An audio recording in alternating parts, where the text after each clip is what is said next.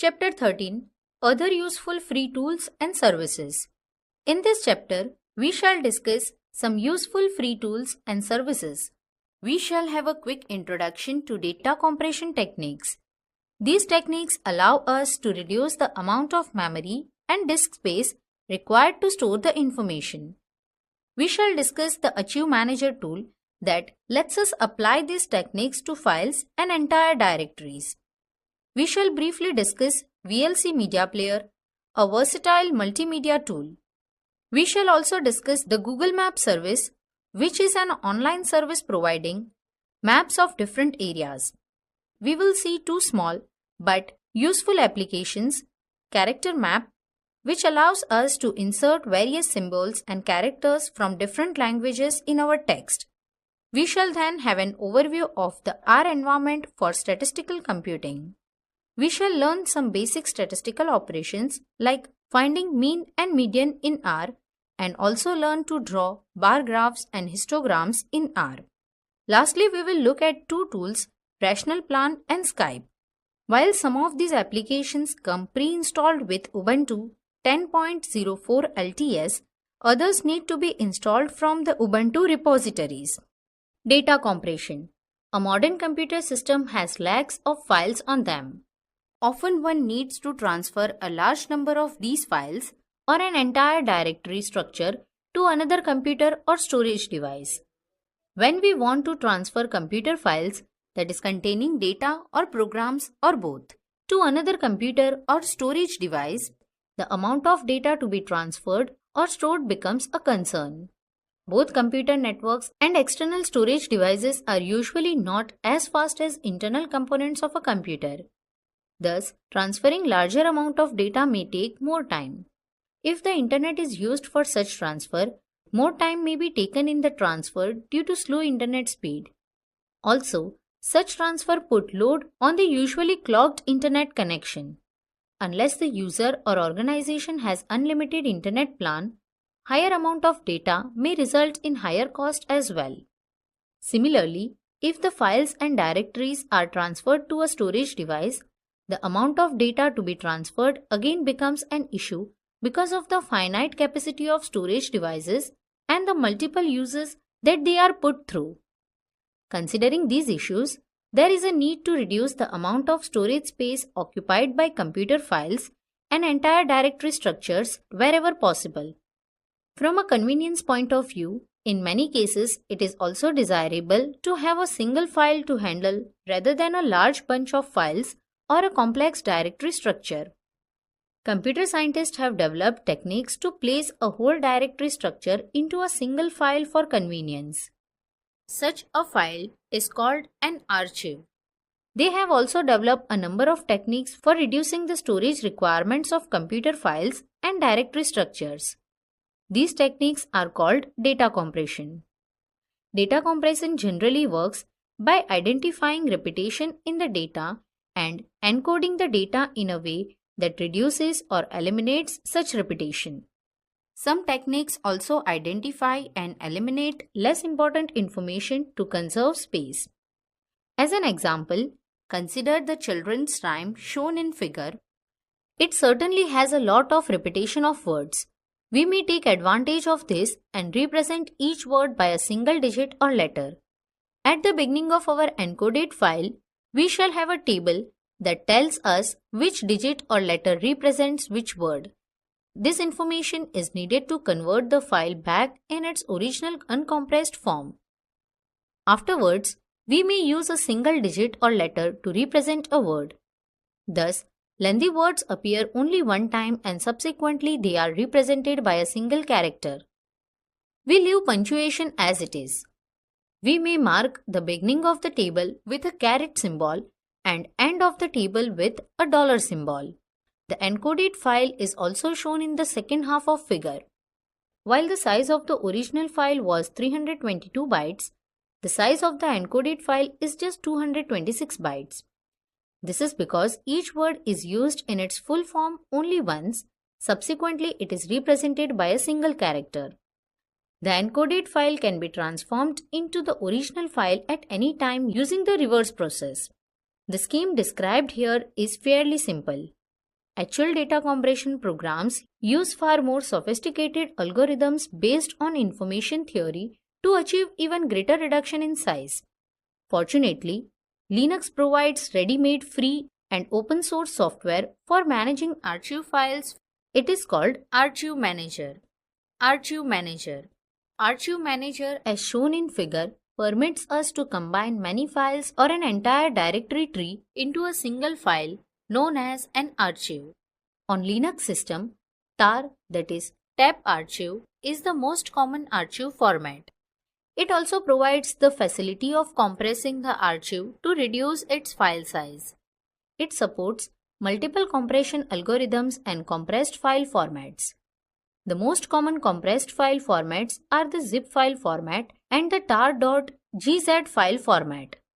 While the zip file format supports storing multiple files in a single zip file, on Unix/Linux system, the common practice is to combine the files into a single uncompressed file in the tar format and then compress the file in the zip format using gzip, that is GNU zip, an open source archiving program. Such a file commonly has the extension tar.gz and is called a tarball. The tarball is a very common format for distributing software or bundles of files on the Linux platform. The zip format is also used by different applications under different names.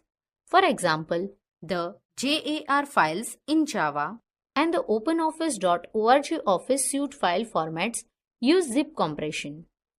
Archive Manager uses the extension part of the file name to identify the file format when opening an archive and to select the file format when creating a new archive.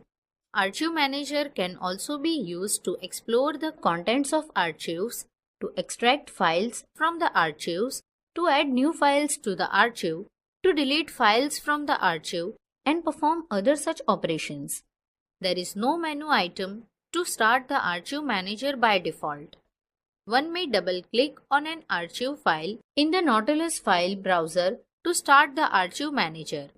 A new archive can be created by right-clicking a file or directory and selecting the Compress option from the context menu. This will create a new archive with that file or directory as its contents. This option is not available for files that are themselves archives. If we wish, we may add Archive Manager to the Accessories submenu of the application menu. For this, right-click the Ubuntu icon in the upper left corner, select Edit menu from the list, click on Accessories in the dialog box that opens and select the checkbox for Archive Manager and close the dialog box. When an archive is open in the Archive Manager, the view is similar to a directory open in the Nautilus file browser as can be seen in figure. The operations and keyboard shortcuts are also similar. Double-clicking a directory opens that directory and shows its contents. The up and back buttons in the toolbar can be used to go to the parent directory if it exists in the archive and the previous directory, if any, respectively. They are enabled only when applicable. Thus, the Archive Manager helps us in creating and using archive files for backup, for transfer via an external storage device, for transfer via network, for saving disk space, etc. The VLC Media Player. We have discussed earlier that Ubuntu comes with built-in tools to play multimedia content like audio, video, etc. However, another great open source tool called VLC, originally it was short form of Video LAN Client, Media Player is shown in figure. It is also extremely popular because of its versatility and features. Started as an academic project by the music-loving students of a university in Paris, it is now a community project available under multiple operating systems and has been downloaded over 1 billion times. One of these issues faced with multimedia content is that there are a variety of ways of converting multimedia information coming from hardware devices, that is audio or video streams, into computer data and then converting the computer data back into audio-video streams for playing on the hardware devices. This conversion, that is coding, and reserve conversion, that is decoding, is performed by a software component called codec, that is coder decoder. Each multimedia data format requires its own codec. The advantage of VLC is that it supports all the popular codecs and hence all the popular formats. It also supports all the major types of devices including web cameras, HD monitors, speakers of all types, microphones, headphones. VLC provides several options for playback of audio and video. It can convert multimedia files from one format to another. It can also stream or send audio or video to and to receive audio-video from another computers over the network. After starting VLC from the applications to sound and video menu, we may open one or more files using the media to open file menu item. We may open an entire directory using the media to open directory option. If we open a directory, VLC will actually open all media files in that directory playable by it. When one or more files are opened, they are added to the playlist. The playlist is a list of media files, that is tracks to be played. We may play the media in the playlist in sequence or in random order. We may go to the previous or next track. We may also save the playlist for playing the same tracks again. The playlist can be opened using the View to Playlist option and saved using the Media to Save Playlist to File option. VLC supports multiple file formats for playlist, but M3U is more common. At the bottom of the window, VLC displays a progress bar showing how much of the current track has been played and what is its total duration. By sliding the little slider on the bar, we may move back and forth in the current track. Below that, we have the play button marked with a little right pointing triangle. When the track is playing, this button turns into a pause button with two parallel bars on it. If we pause the playback, the button reverts back to play mode. The middle button in the next three buttons is used to stop the playback completely, while the buttons with double arrows on the left and right allows us to jump to the previous and next track respectively. The next button acts as a toggle between watching a video in a window against watching it in full screen mode. That means every time we click the button, it switches from one of these states to the other. In full screen mode, even the controls like play or pause, stop is hidden. They can be displayed in a temporary floating window by moving the mouse cursor over the video. The next button is for displaying the playlist. These options are available in the menu also. While VLC has a lot of other functionalities as well, here we shall discuss how VLC can be used to convert multimedia files from one format to another. For this, select the Media to Convert or Save option from the menu. Using the Add button, select and add the file to be converted. Then from the list besides the Convert or Save button, select the Convert option. This will open another dialog box. Here we need to provide destination file, that is in which the converted track will be saved. We need to select appropriate file format, that is audio or video, from the drop-down provided. Clicking on the Start button will now start the process and the progress will be shown. Sometimes we may get error in the conversion process also. Google Maps. Google Maps, shown in figure, is a free internet-based service provided by Google. Incorporate Google has, over a period of years, collected extensive map data for the whole Earth through various means like satellite imagery, cars with cameras mounted on them, data purchased from the other organizations, and data provided by millions of individual users around the world. Google Maps allows anybody to edit the maps and identify landmarks, buildings, etc. It also allows users to upload photographs of the place and post reviews of the place.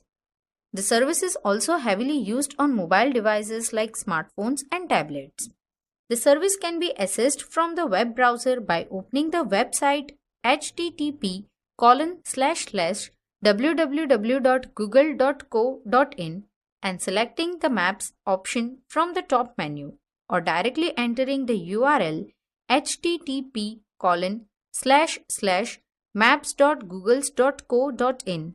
On mobile phones, the service may be accessed from the mobile phone's web browser as well as from the Google's Maps application. When accessed, the service first tries to know our current location. On the PC, a rough idea of the user's location can be obtained from the user's internet connection. On a mobile phone, the user's location can be known with very high accuracy if the GPS Global Positioning System facility is used.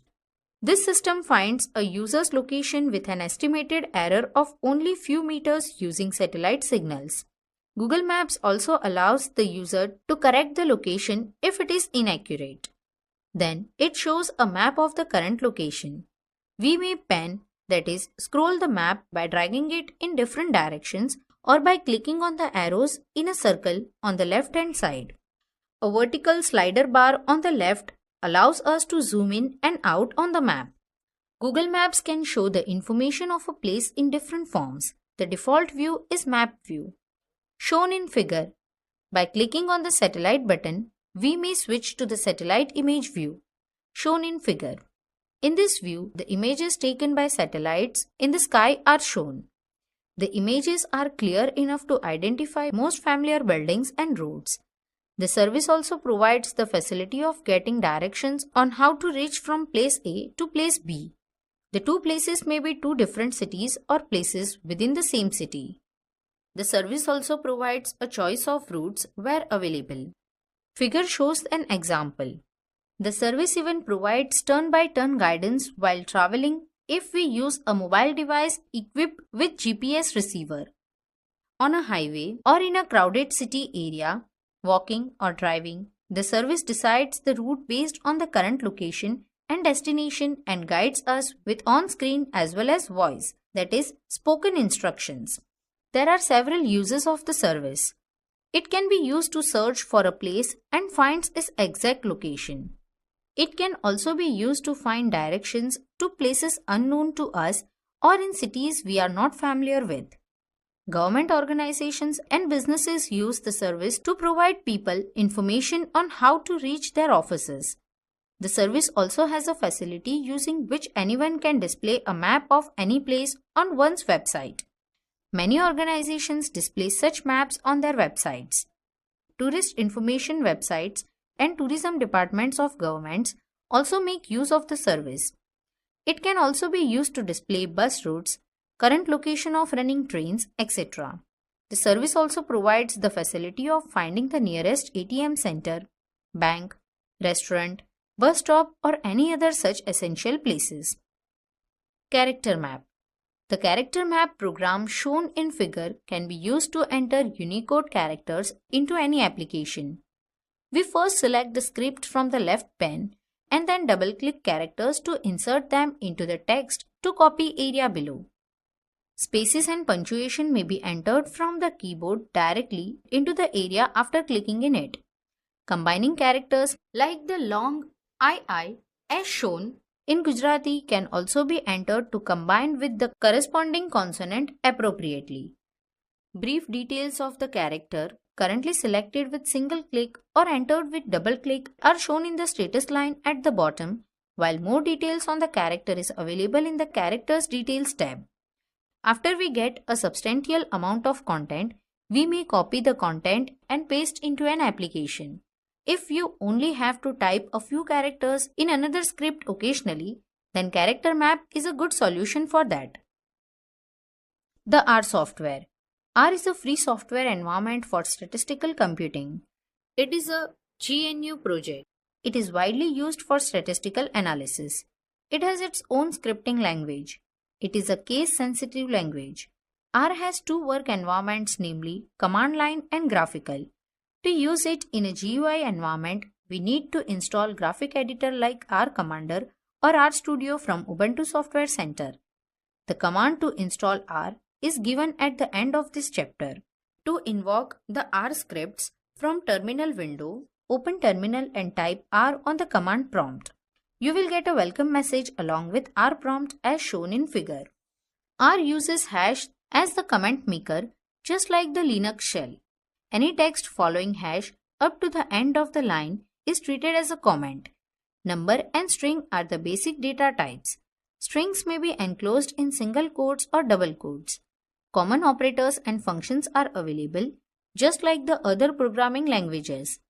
Ordered list of items, that is, arrays or lists, are commonly used and are also referred to as vectors. Lists are created using the C function to combine several numbers into a single list. Most operators like plus, minus, multiplication, division, and others work equally well on single number as well as on lists. However, when both operands of binary operators are lists, their lengths, that is number of elements in them, should ordinarily be same. Entering the name of a variable and pressing enter displays its value. An example of this concept is shown in figure. Here the symbol greater than shows the prompt of R. The statement greater than A from 10 defines a variable A and assigns it a value 10.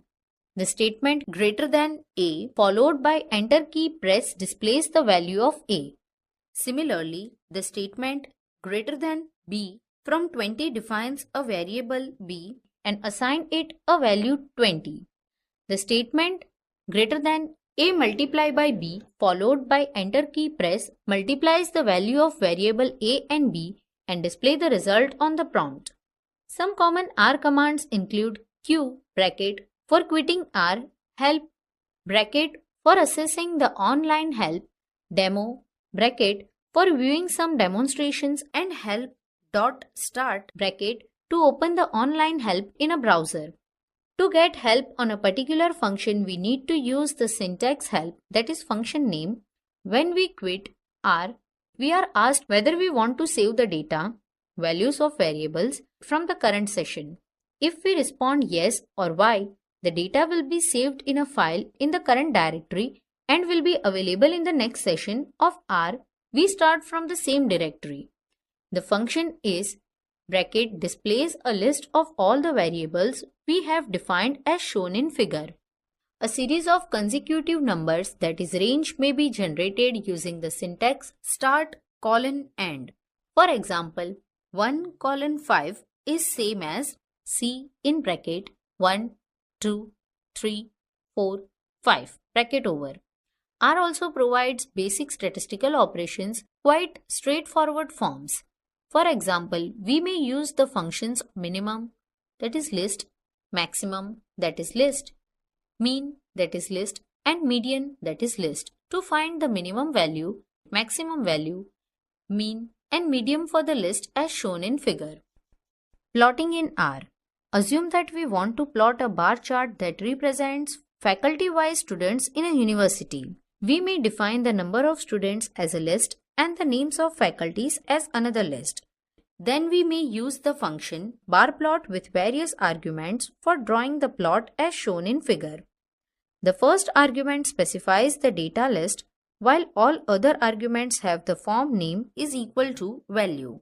We use the arguments main, xlab, ylab, names.arg, ylim, and border to specify the main title, x-axis label, y-axis label, the values to be displayed for the bars, the range of values to be plotted on the y-axis, and border color respectively. Observe that for long commands, when we press enter before the command is complete, R issues the plus prompt until we complete the command. By default, the graph does not have grid lines as can be seen in figure. Producing histograms is also not difficult. Suppose we have marks out of 100 in a particular subject for several students. The histogram can be drawn using the code shown in figure and will look like the plot shown in the same figure. Rational plan. People working in different areas like construction, engineering, services, and consulting, business, or software development usually work on a project that is having constraints of time, resource, and budget. Any delay in completion of the project increases the cost of the project. At some point of time, to manage this kind of project, we need to prepare, maintain, and follow a well-defined plan. Such a plan helps us to complete the project as scheduled, on time, and within budget. Rational Plan is one such open source software designed to assist project managers in preparing, maintaining, and following a well-defined project plan. It assists the project managers throughout the life cycle of their projects. It comprises 3 different desktop products, namely Rational Plan Single, Multi, and Viewer.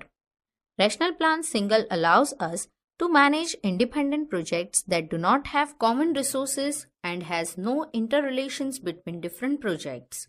It allows the manager to associate general project information like name, notes, links, assumptions, constraints, or risk. It allows creating, editing, and deleting calendars, building schedules. Once the resources are created, we can assign tasks to them. It provides project tracking tools such as critical path, mark completion value for task, work and cost time phased information.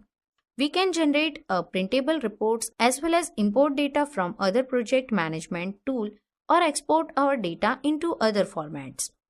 Rational Plan Multi allows us to manage projects that share company resources across projects.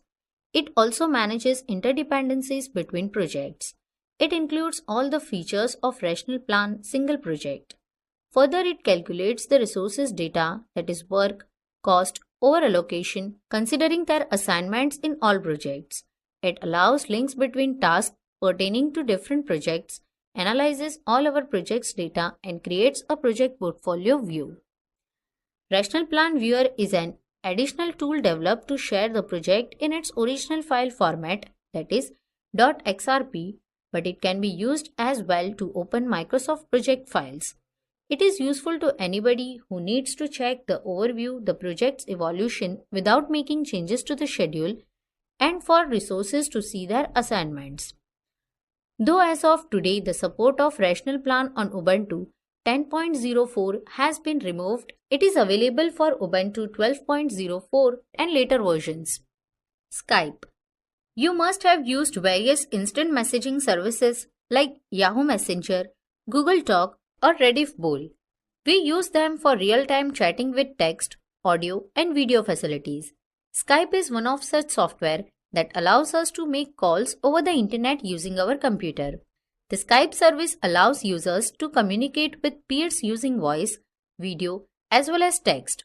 We can use Skype to place phone call to recipients on the traditional telephone network also.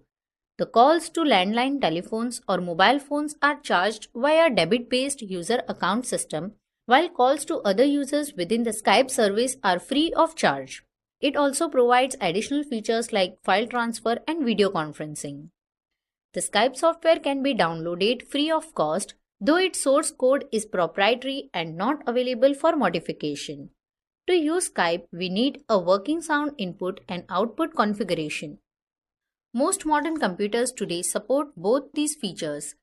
In laptops, they are inbuilt, while on desktop, we may use extensions like a headset, speaker, and a webcam. We can install Skype from Software Center. To start Skype, choose Applications to Internet to Skype. If you are opening it for the first time, it will open an End User License Agreement window. Read the contents and click on I agree button. We will now see a window as shown in figure. To use the Skype service, you will need a Skype user account. In case you don't have one, then click on the link with contents. Don't have a Skype name yet. Follow procedure to create a Skype name. Once you have a Skype name and password, you can enter the details in the text box of the window shown in figure and click on the Sign In button. If everything goes well, you can start interacting with other Skype users or make phone calls using Skype.